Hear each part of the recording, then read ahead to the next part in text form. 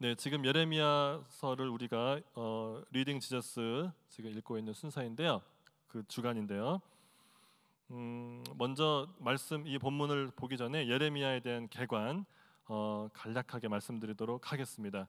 예레미야는 이제 잘 아시다시피 눈물의 선지자로 알려진 선지자죠. 그리고 주로 유다에 집중된 선지자였습니다. 제가 준비한 그 연대표가 있는데 잠깐 보시도록 하겠습니다. 네, 우리 지난주에 그 이사야 말씀 너무 좋았고 또 개요도 너무 잘해주셨는데 두 가지의 구약의 연도를 기억하면 좋겠다 말씀하셨습니다. 첫 번째가 북이스라엘이 멸망한 아수르에 인해서 몇 년이었는지 혹시 기억하시는 분 계실까요? 722년. 아멘. 감사합니다. 네, BC 722년에 북이스라엘이 아수르에 의해서 멸망을 합니다. 그리고 나서 남유다는 이제 100 몇 년 더 있다가 바벨론에 의해 멸망을 당하는데 그 연도 혹시 기억하실까요? 586년. 아멘. 네, 뛰어난 실력가이십니다. 586년에 이제 멸망을 합니다. 그 이사야는 이제 밑에 노란색으로 표시되는 것처럼 이사야는 그 우시야 왕 때부터 쭉 해서 므낫세까지 북이스라엘이 멸망하는 것을 포함해서 저렇게 이제 활동을 했죠. 그리고 실제로 이사야서를 보면 그 책이 커버하는 그 이제 관점이 굉장히 넓습니다. 그래서 북이스라엘 멸망하기 훨씬 전부터 북이스라엘이 멸망하고 나서 그리고 지난주에 말씀하신 것처럼 남유다까지 모든 이스라엘이 바벨론에 의해 멸망하고 나서 포로까지도 커버하고요. 어떻게 보면은 신약까지 커버할 뿐만 아니라 그 지난주에 말씀처럼 요한계시록까지 그러니까 everlasting to everlasting 영원부터 영원까지를 다 커버한다고 볼 수 있습니다. 그만큼 원대한 이제 관점을 갖고 있는 책이 이사야인데 예레미야는 대조적입니다. 예레미야는 남유다가 멸망당하는 그것을 기점으로 해서 그로부터 약 40년 전 유다의 마지막 선왕이었던 요시야 왕 즉위하는 때부터 5명의 왕이 그 다음에 짧게 즉위하죠. 그 5명의 왕을 포함해서 바벨론에 의해서 예루살렘이 멸망하기까지를 커버하고 거기에 거의 모든 것이 국한이 되어 있습니다. 물론 이제 새 언약과 그 이후에 있는 것에 대해서 예언을 하긴 하지만 관점은 아주 좁다고 보면 됩니다. 네, 좁아요. 그리고 그 관점의 핵심이 뭐냐? 바로 바벨론에 의한 예루살렘과 성전의 파괴, 예루살렘의 멸망이 핵심 관점 중에 하나입니다. 그래서 이제 예레미야를 보시면 그 예레미야가 이제 눈물의 선지자라고도 알려져 있듯이 굉장히 그 끊임없는 하나님의 백성의 불순종, 특히 남유다와 예루살렘 백성의 불순종에 대해서 하나님께서 얼마나 마음 아파하시는지를 잘 보여주는 게 예레미야서이고요. 그리고 놀랍게도 하나님께서 슬퍼하시는데 예레미야가 같이 슬퍼해요. 그리고 어떤 본문에서는 이게 지금 하나님이 우시는 건지 예레미야가 우는 건지를 일부러 모호하게 해놨습니다. 그러니까 예레미야가 하나님의 그 엄청난 슬픔에 동참하고 있다는 것을 이제 알 수 있고요. 그리고 이제 예레미야서가 이제 특징이 또 몇 가지가 이제 다 설명하기는 시간이 없고 그 대신 이제 한 가지가 이제 가장 중요한 관점이 그 예루살렘과 특별히 그 성전의 파괴, 멸망이라고 하지 않습니까? 근데 이제 그 한 사건을 이제 놓고 동전의 양면처럼 심판과 구원의 메시지가 있어요. 그래서 이제 심판의 메시지는 주로 전반부 1장에서 25장까지인데 그 예루살렘과 성전이 왜 멸망할 수밖에 없는지를 심판의 관점에서 쭉 설명을 합니다. 오늘 우리가 볼 본문도 거기에 포함된 본문이에요. 그러니까 반드시 이 이스라엘과 유다가 그들의 많은 죄로 인해서 끊임없는 죄로 인해서 변함없이 짓는 죄로 인해서 심판을 당할 수밖에 없다라는 메시지가 있고요. 그 관점에서 예루살렘과 성전의 멸망을 바라보고 있고, 그 다음에 놀랍게도 또 다른 관점은 뭐냐면 이 예루살렘과 성전의 파괴를 통해서 놀랍게도 당연히 그들이 받아야 되는 벌인데 그 심판을 통해 하나님이 구원을 약속하세요. 특별히 그 구원이 누구에게 임하냐? 1차적으로는 바벨론의 포로로 잡혀가는 그 남은 백성들, 남은 자들에게 하나님께서 심판 후에 구원이 있을 거다. 그러므로 너희들이 이 엄청난 심판을 당하지만 포로 기간 중에 이것을 심판으로만 생각하지 말고 구원으로 생각하여서 그 말씀을 붙잡고 인내하여서 너희의 구원을 이루라는 말씀으로 예레미야가 그렇게 이제 후반부에 갈수록 바뀝니다. 그 중간에 유명한 새 언약에 대한 말씀이 있고요. 자, 리딩 지저스를 해야 되는데, 자 보세요. 한 사건이 있었어요. 근데 그 사건이 무서운 하나님의 심판이기도 하고 동시에 하나님의 언약을 믿고 있는 백성들에게는 구원의 놀라운 구원의 사건이기도 했습니다. 이 인류의 온 우주의 역사상 가장 중요했던 한 사건, 무엇이죠? 다시, 하나님의 무서운 심판인과 동시에 언약 백성에게는 믿을 수 없지만 놀랍게도 은혜와 긍휼의 구원의 사건 딱 한 번 있었죠.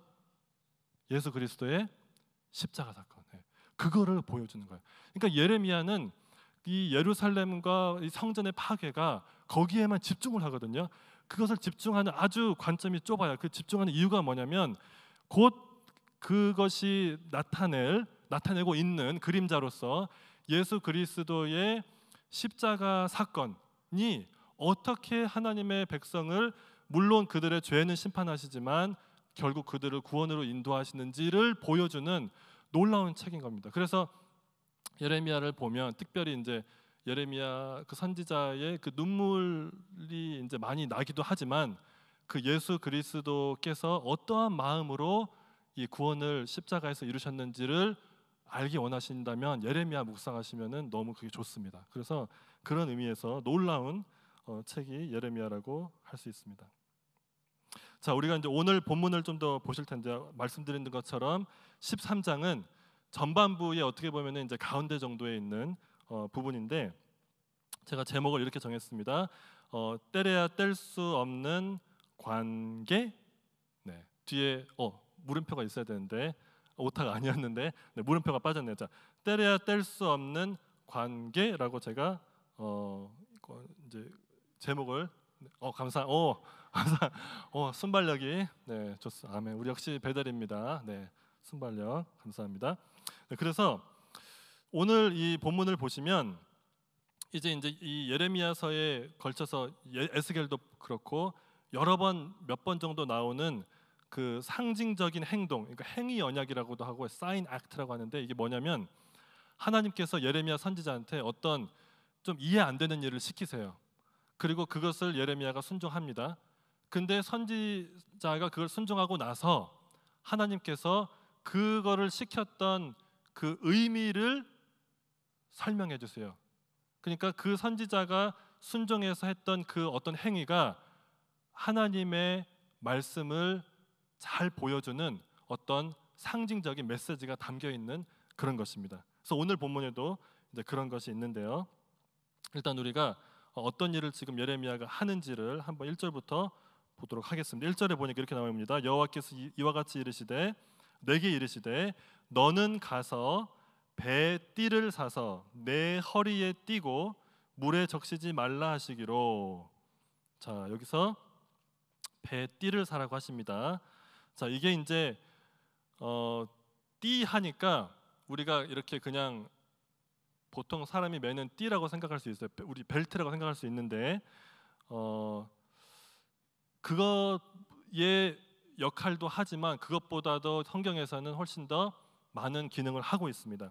제가 이것 그림을 찾아보려고 그렇게 검색을 했는데 그 그림이 없더라고요. 근데 그 그림이 없는 이유 중에 하나가 뭐냐면 신학자들 사이에서도 이게 정확히 어떻게 생겼는지를 다 일치하지가 않아요. 의견이 좀 달라요. 근데 분명한 거는 뭐냐면, 첫 번째로 분명한 건 뭐냐면은 열왕기 하 1장에 보면은 그 아하시아 왕이 선지자 엘리야를 딱 알아보는 것 중에 하나가 뭐냐면은, 그 종이 딱 봤는데 어떤 사람이 있었는데 그 사람이 가죽띠를 맸습니다라고 해요. 그러니까 아하시아 왕이 그 사람 선지자 엘리야다라고 그래요. 그러니까 그걸 통해서 뭘 알 수 있냐면, 이 띠는 이렇게 작은 게 아니에요. 어느 정도 보였어요. 그리고 어느 정도 이 허리와 엉덩이를 감싸고 있는 것인데, 딱 보면은 이게 가죽인지 배인지 다른 건지 알 수 있어요. 그러니까 어느 정도 신분을 식별할 수 있는 역할을 했던 것이 이 띠였다는 것을 알 수 있습니다. 그리고 이제 허리에 엉덩이에 딱 동여매어서 민첩하게 움직일 수 있도록 도와준 역할도 했고요. 그리고 몸에 가장 이제 가까이 어떻게 보면은 이렇게 싸고 있는 그런 옷이라고 할 수가 있습니다. 그리고 그냥 띠가 아니고요, 배띠라고 합니다. 자, 배는 영어로 리는 아시죠? 배 약간 까칠까칠한데 그거 뭐지? 좀 비싼 거 있지 않습니까? 아마포라고도 하고요. 근데 이 배가 이 이제 아마포가 성경에서는 어떤 의미를 가지냐면은 제사장들의 옷을 배로 만들었습니다. 그러니까 이 배띠라는 것은 단순한 띠가 아니라 하나님 앞에서 거룩함을 상징하고 의로움을 상징하는 그런 어떤 특별한 옷으로서 그것을 예레미야 선지자가 사서 입어야 됐다는 겁니다. 자, 2절 볼게요. 내가 여호와의 말씀대로 띠를 사서 내 허리에 띠니라. 하나님 말씀 순종했습니다. 했어요. 3절에 보니까 여호와의 말씀이 다시 내게 임하여 이르시되 너는 사서 내 허리에 띈 띠를 가지고 일어나 유브라데로 가서 거기서 그것을 바위 틈에 감추라 하시기로. 자, 그 지도 한 번만 보여주시면 감사하겠습니다.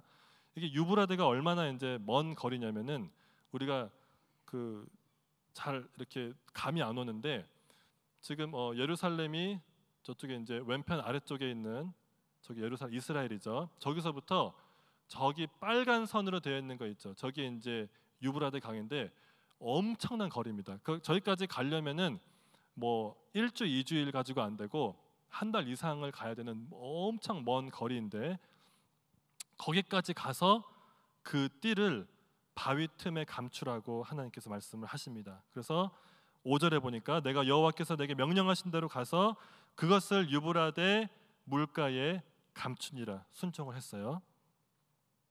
근데 6절에 보니까 여러 날 후에 여호와께서 내게 이르시되 일어나 유브라데로 가서 네가 내게 명령하여 거기 감추게 한 띠를 가져오라 하시기로.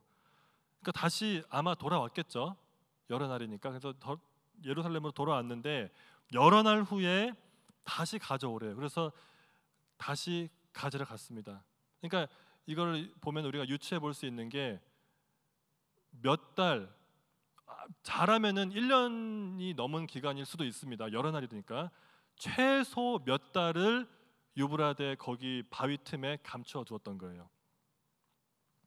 그래서 7절에 내가 유브라데로 가서 그 감추었던 곳을 파고 띠를 가져오니 띠가 썩어서 쓸 수 없게 되었더라. 당연하죠. 강가에 습도가 많은데 땅에 묻었으니까 아무리 배가 좋은 재질이라고 하더라도 몇 개월 그렇게 했으니까 당연히 썩었겠죠. 근데 8절에 두려운 말씀이 그때부터 예레미야에게 임합니다. 8절에 보니까 여호와의 말씀이 내게 임하니라 이르시되 여호와께서 이와 같이 말씀하시니라. 내가 유다의 교만과 예루살렘의 큰 교만을 이같이 썩게 하리라. 자, 보세요. 하나님께서 지금 이 예레미야가 입었고 그리고 순종해서 유브라데 물가에 감추게 했던, 그리고 지금은 완전히 그래서 썩은 그 띠에 대한 말씀하시기를 내가 유다의 교만과 예루살렘의 큰 교만을 이같이 썩게 하리라. 그리고 두려운 말씀이 또 있습니다. 이 악한 백성이 10절 내 말 듣기를 거절하고 그 마음에 완악한 대로 행하며 다른 신들을 따라 그를 섬기며 그에게 절하니 그들이 이 띠가 쓸 수 없음 같이 되리라. 굉장히 두려운 말씀을 하나님께서 하고 있습니다. 지금 10절에 보세요. 이 악한 백성이 내 말 듣기를 거절하니까, 그리고 계속 마음이 완악한 대로 행하니까 그들이 이 띠가 쓸 수 없음 같이 되리라라고 하나님께서 말씀을 하시는 겁니다. 지금 하나님께서 무슨 말씀을 하시는 거냐면, 종교 행위를 단순한 종교 행위로서는 자동으로 구원을 보장할 수 없다는 겁니다.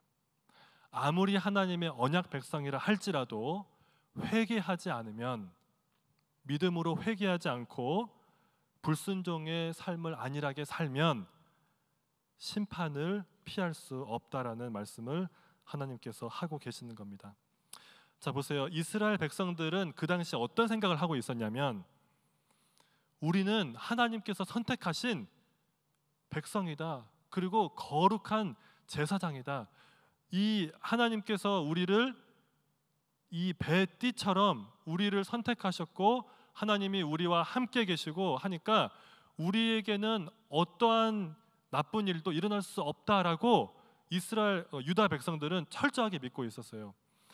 특히 이것이 어느 사건으로 인해서 더 이제 가중이 됐냐면, 우리가 지난주에 본 것처럼 히스기야가 그 아수르 군대가 쳐들어와 가지고 18만 8천의 군대가 예루살렘을 에워쌌지 않습니까? 이거는 이제 지금 이것보다 훨씬 150년 전의 일입니다.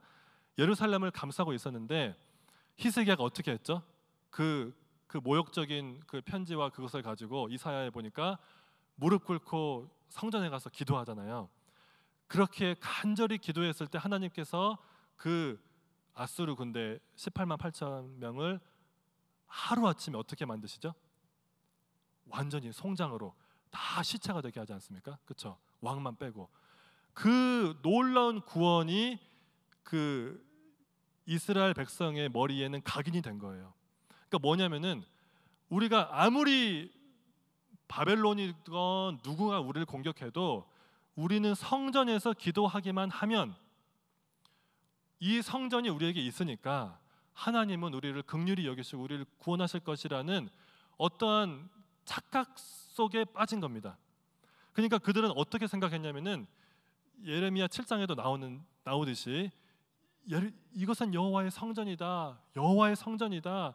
걱정하지 마라. 여호와의 성전이 우리와 함께 있다 하면서 어떤 위기가 있고 하나님이 경고의 말씀을 하셔도 그것을 귀 기울이기보다는, 아니 우리 성전이 있어. 우리 예배 드리잖아. 우리 이렇게 하나님이 우리와 함께 계시잖아. 우리는 절대로 멸망당하지 않고 하나님이 우리를 우리 편에 계셔라고 그들은 착각 속에 빠진 거예요. 근데 오늘 말씀은 하나님 무슨 말씀을 하시냐면은, 그들이 아무리 허리띠처럼 하나님께 붙어 있고 하나님께서 그들을 거룩한 제사장 나라로 부르셨을지라도 그들이 불순종을 계속했을 때 하나님은 그들을 어떻게 하게 하실 것이다. 그들의 교만을 썩게 하시고 그들을 이 띠가 썩어서 쓸모없이 되게끔 그렇게 할 것이다 라고 말씀을 하고 있는 겁니다. 그게 11절에 다시 한번 하나님이 아예 못을 박으세요. 11절에 보세요. 여호와의 말씀이니라 띠가 사람의 허리에 속함같이 내가 이스라엘 온 집과 유다 온 집으로 내게 속하게 하여 그들로 내 백성이 되게 하며 내 이름과 명예와 영광이 되게 하려 하였으나 그들이 듣지 아니하였느니라. 보세요. 하나님께서 그 사람이 그 띠를 차는 것처럼 하나님께서 이스라엘 백성을, 언약 백성을 그렇게 자기에게 밀착시켜서 하나님의 이름, 명예, 영광을 선포하는 열방의 그런 백성으로 그들을 속하게 해서 삼으셨는데 그들이 어떻게 했다고요? 듣지 않았대요. 여기서 두려운 말씀이 뭐냐면은 11절에 그 사람의 허리에 속함 같이, 그 다음에 또 온 집으로 내게 속하게 하여. 이 속함, 이 속하다라는 단어가 아마 잘 아실 거예요. 히브리어로 나바크예요. 나바크. 이 나바크가 뭐냐면은 약간 그 말의 느낌도 그런데 나바크 뭐죠? 꽉 붙잡는 거예요. 그러니까 이게 그냥 붙잡는 게 아니라 남자와 여자가 창세기에서 하나가 되었더라, 연합하였더라. 나바크. 예. 결혼 관계 상징하고 언약 관계 상징하고 하나님과 언약 백성 간에 뗄래야 뗄 수 없는 그 관계를 상징하는 단어가, 나타내는 단어가 지금 여기에 2번 나왔는데, 근데 하나님께서 지금 무슨 두려운 말씀하시는 거냐? 뗄래야 뗄 수 없는 관계? 착각하지 마라. 착각하지 말라는 거예요. 언약이 있고 너희들이 종교적인 행위를 하고 성전에서 예배드리고 할 거 다 한다고 마음은 나에게 떠났는데 행위만 가지고서 너희가 내 허리띠니까 영원히 아무 문제 없을 거다, 착각하지 말라는 거예요. 회개하지 않으면 심판을 피할 수 없다라는 게 하나님께서 하시는 첫 번째 말씀인 겁니다. 이 예레미야 말씀은 굉장히 두렵거든요. 그래서 저도 이거를 준비하면서 이거를 어떻게 전해야 되나, 이거 내가 정말 이렇게 살고 있나, 제 자신을 먼저 보게 되더라고요. 근데 너무 부끄러운 거예요. 죄송한 거예요. 하나님, 제가 이거를 전할 자격이 하나도 없는데 어떻게 이런 말씀을 전할 수 있을까요? 하나님은 그래도 전해라. 말씀이 그대로 있는 대로 가감 없이 전해라.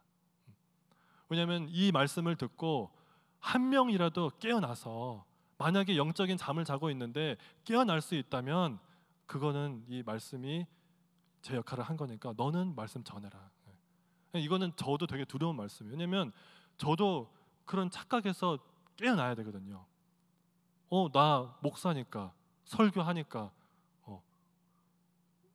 뭐 가정 예배도 드리고 할 거 하니까 아무 문제 없겠지. 하나님, 너가 회개하지 않으면 너도 이렇게 될 거다라고 하나님이, 예수님도 똑같이 말씀하셨어요. 너희들이 회개하지 않으면. 하나님 그 말씀을 하고 있는 겁니다. 굉장히 두려운 말씀이에요. 뗄래야 뗄 수 없는 관계인 줄 알았는데 떼어질 수 있다라는 말씀을 하는 것 같으니까 너무나 두려운 말씀인 겁니다. 그래서 우리는 이 말씀을 잘 봐야 됩니다. 그리고 어떻게 하면은 우리도 이러한 불순종에, 그리고 영적인 안일함에 빠지지 않을 수 있는지를 이 말씀을 통해서 우리가 찾아야 되는데요. 먼저 우리가 이제 찾을 수 있는 것은, 첫 번째로 지금 이 이스라엘 백성, 특히 유다 백성의 이 어디서부터 잘못되었는지를 보면, 여기 보세요. 9절에 보면 이렇게 나옵니다. 13장 9절에 보면 여호와께서 이와 같이 말씀하시니라, 내가 유다의 교만과 예루살렘의 큰 교만을 이같이 썩게 하리라 라고 말씀하십니다. 네, 교만이라는 단어를 쓰세요. 그러니까 하나님께서 보셨을 때 가장 큰 문제는 뭐냐면 교만하다는 거예요. 네. 이스라엘 백성이, 유다 백성이, 특히 예루살렘 백성이, 여기 예루살렘은 그냥 교만이 아니라 큰 교만. 네. 그러니까 성전이 있고 성전을 늘 매일 드나들면서 성전 가까이 살고 있는 예루살렘 백성이 더 큰 문제라는 겁니다. 너무나 종교적인 거는 잘해요. 다 해요. 할 거 다 해요. 근데 너무 교만하대요. 이게 두려운 말씀이에요. 그럼 이게 도대체 뭐지? 근데 이 교만이라는 단어를 이제 히브리어로 찾아보니까 이 교만의 그 원어가 이제 가온이라는 건데, 이게 이중적인 의미가 있습니다. 첫째 의미는 하나님의 영광을 가르쳐요. 하나님의 영광, 하나님의 놀라운 위엄과 영광을 가리킬 때 이 단어를 사용하고, 두 번째로는 동시에 인간의, 하나님의 백성의 교만하고 거만한 태도를 가리킬 때도 이 단어가 쓰여집니다. 그러니까 이게 무슨 의미냐면은 비교할 수 없는 하나님의 놀라운 위대하심과 영광을 가지고 하나님의 백성이 자칫 잘못하면 그것을 가지고 교만할 수 있다는 거예요. 하나님의 영광을 보고도 교만할 수 있다는 거예요.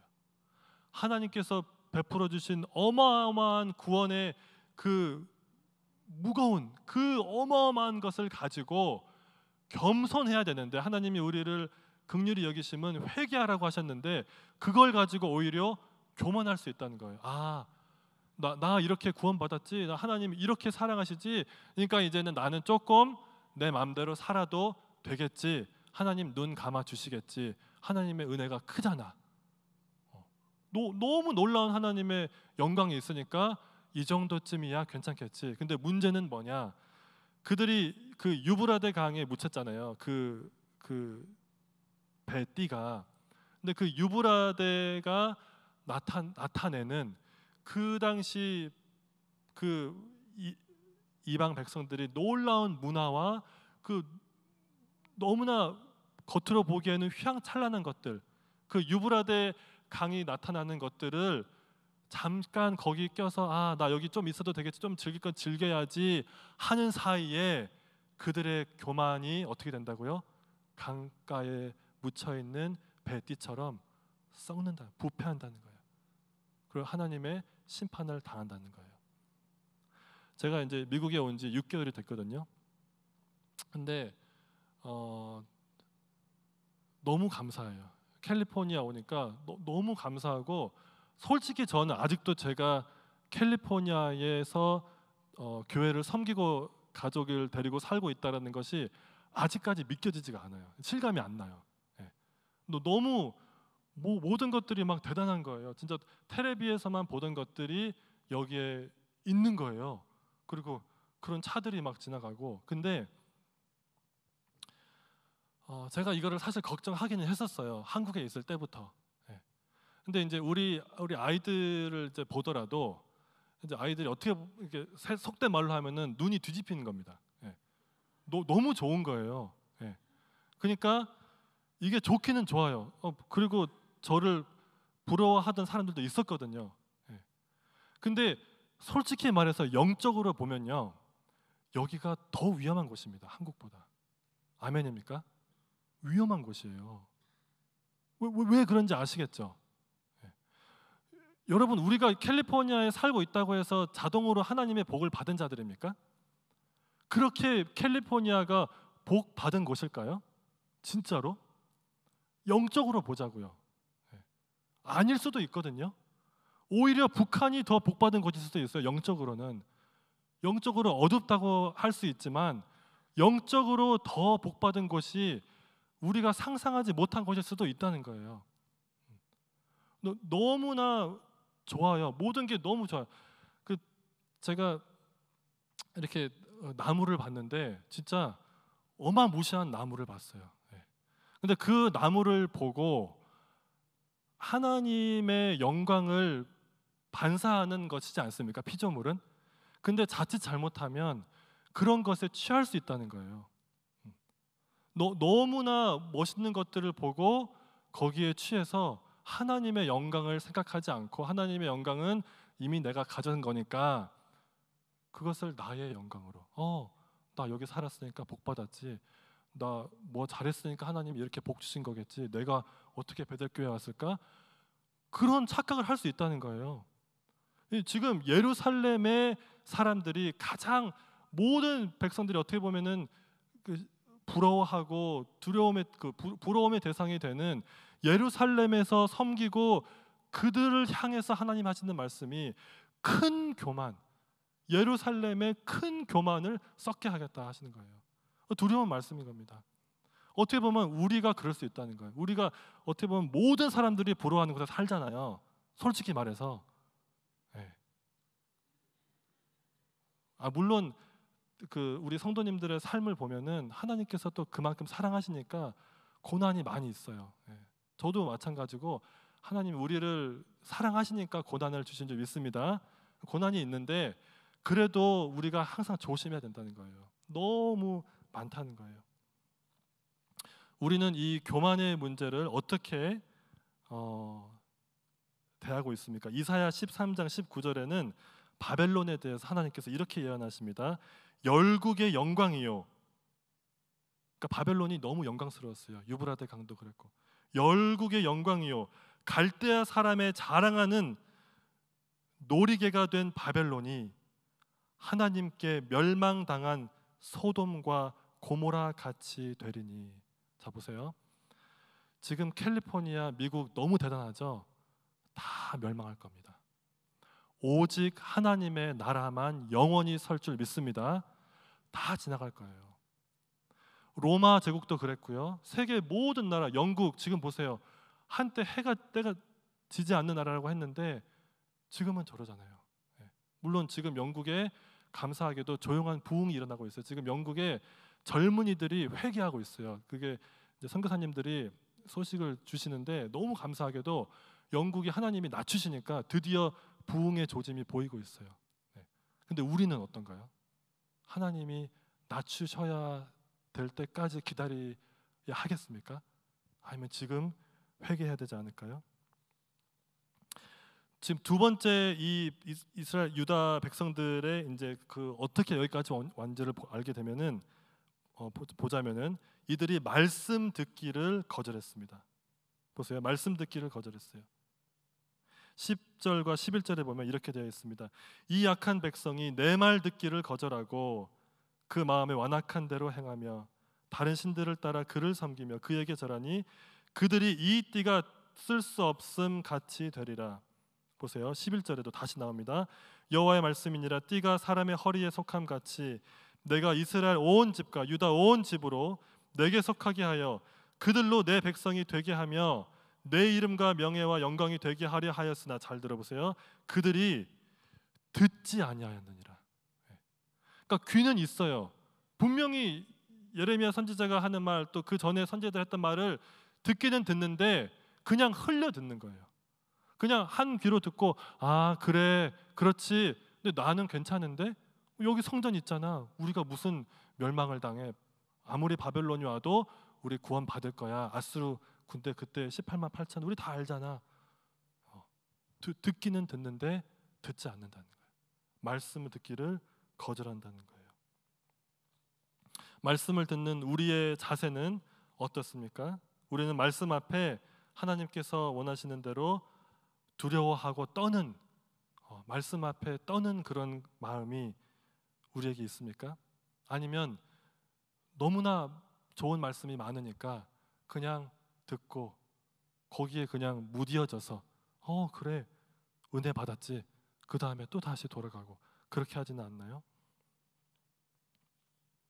세 번째로 이 예루살렘 백성들이 저질렀던 죄는, 그들의 그 죄의 근본은 하나님께서 주셨던 이 놀라운 영광을 멸시했습니다. 11절에 다시 한번 보겠습니다. 11절에 보니까 이렇게 되어 있습니다. 여호와의 말씀이니라 띠가 사람의 허리에 속함 같이 내가 이스라엘 온 집과 유다 온 집으로 내게 속하게 하여 그들로 내 백성이 되게 하며 내 이름과 명예와 영광이 되게 하려 하였으나 그들이 듣지 아니하였느니라. 이 이스라엘 백성은 그냥 보통 백성이 아니었고요. 하나님의 이름과 명예와 영광을 나타내는 전 우주의 이러한 백성은 들어보지도 못한 어마어마한 복을 이들이 특권을 누리고 있는 거예요. 그 하나님의 이름과 명예와 영광을 나타내고 그것을 보여주고 그것을 선포하는 그런 자들로 그들의 정체성을 하나님이 주셨는데 그 정체성을 어떻게 한 거죠? 잊어버린 거예요. 아 그래 하나님 우리를 통해서 그래 영광 받으시고 하지, 근데 그거는 그렇고 이제 또 내가 할 일 해야지, 내가 또 할 거 해야지, 내가 받을 복 누려야지 라고 생각을 했던 겁니다. 여러분 에베소서에 보면은 하나님께서 그리스도 안에서 우리에게 주신 어마어마한 복들이 나열되어 있습니다. 그것을 조금만 보자면 에베소서 1장에 보면은 이렇습니다. 이것이 다 그리스도 안에서 우리에게 주신 복입니다. 에베소서 1장 3절에 보니까 그리스도 안에서 하늘에 속한 모든 신령한 복을 우리에게 주시되 4절 창세전에 그리스도 안에서 나박 하나님과 합친 거예요. 허리띠처럼 예수 그리스도와 우리는 합한 자들이에요. 그리스도 안에 있기 때문에 보세요. 4절 우리를 택하셨어요. 거룩하고 흠이 없게 하시려고. 5절 깊으신 뜻대로 우리를 정해서 그리스도로 예수 그리스도로 말미암아 자기의 아들들이 우리를 입양하셨대요. 마귀의 진노의 자녀였는데 하나님의 아들의 나라의 백성으로 입양하셨대요. 6절에 보니까 그가 사랑하는 자 안에서 그리스도 아니죠. 그리스도 안에서 우리에게 거저주신 바 그의 은혜의 영광을 우리가 찬송하도록 모든 우리 주위에 있는 사람들이 우리를 보고 우리가 받은 이 은혜를 보고 그 영광을 찬송하는 그런 자들로 우리를 삼으셨대요. 7절 우리는 그리스도 안에서 그의 피로 말미암아 속량 죄사함을 받았느니라. 9절 그리스도 안에서 우리 예정하셨고 10절 다 그리스도 안에서 통일되게 하려 하십니다. 11절 그 안에서 기업이 되게 하셨으니 우리에게 그리스도 안에서 이렇게 주신 하나님의 이름, 영광, 그렇죠? 명예 이것들을 우리에게 엄청나게 많은 것들을 주셨는데 우리는 하나님 그거는 됐고요. 이제 내 아들 좋은 대학교 가야죠. 이제 나 사업 잘 돼야죠. 이제 사역자로 하나님이 보내셨으니까 성공해야죠. 사역자로서 이제 뭐 있어야죠. 만족이 없는 거예요. 이렇게 많은 것을 주셨는데 이것을 가지고 찬양을 해도 시간이 부족한 자들로 우리를 부르셨는데 우리는 아니요 하나님 그거는 됐고 알고요 됐고요 저 다른 거 필요하거든요. 저 지금 이거 필요하잖아요. 이거 필요하잖아요. 하나님은 이것을 우리에게 다 주셨는데도 우리가 이런 마음으로 사니까 너무 마음이 아프신 거예요. 이 교만하고 그렇죠? 그리고 하나님 말씀 듣지 않고 듣고 싶은 것만 듣고 그리고 이 엄청난 이름과 명예와 영광으로 이미 다 주셨는데 그것을 잊어버리고 다른 것 구하는 그런 백성 내 백성 아니다. 다 섞여야겠다. 이 무서운 말씀인 겁니다. 이 무서운 말씀을 앞에 두고 솔직히 저도 너무 두려워요. 어떻게 이거를 마무리해야 될지 모르겠어요. 근데 분명한 거는 그 표범이 자기 가죽을 벗길 수 없듯이 이 백성이 악을 짓기에 익숙한 자들이 어떻게 바뀌겠느냐. 우리는 바꿀 수 없다는 거예요. 우리 힘으로는 할 수 없다는 거예요. 아무리 내가 노력을 해도 할 수 없는데 율법이 육신으로 말미암아 연약하여 할 수 없는 그것을 하나님은 하셨나니 God has done. God has done. 하나님이 하셨대요. 그렇죠? 그리스도 예수 안에서 하나님께서 그것을 하셨대요. 우리에게 그리스도 안에서 성령을 부어주시고 성령으로 우리가 살고 성령 안에서 기도하고 성령 안에 깨어 있으면 우리가 드디어 우리의 육신에 속한 우리의 죄와 정욕을 죽이고 성령을 따라 살 수 있다는 것을 약속하신 줄 믿습니다. 그러니까 우리에게 소망이 있는 거예요. 우리 자신을 보면 이스라엘 백성과 다를 거 하나도 없어요. 유다 예루살렘 백성 어떻게 보면 우리가 예루살렘 백성이에요. 이렇게 좋은 교회 다니잖아요. 근데 하나님은 교만하다는 거예요. 회개해라. 그리고 성령 안에서 깨어 있어라. 우리 모두 다 성령 안에서 깨어 있어서 하나님의 말씀을 따라 순종하고 그리고 이러한 심판을 피할 뿐만 아니라 구원의 이 영광스러운 복음을 전하고 나타내는 귀한 자들로 쓰임 받기를 간절히 축원합니다.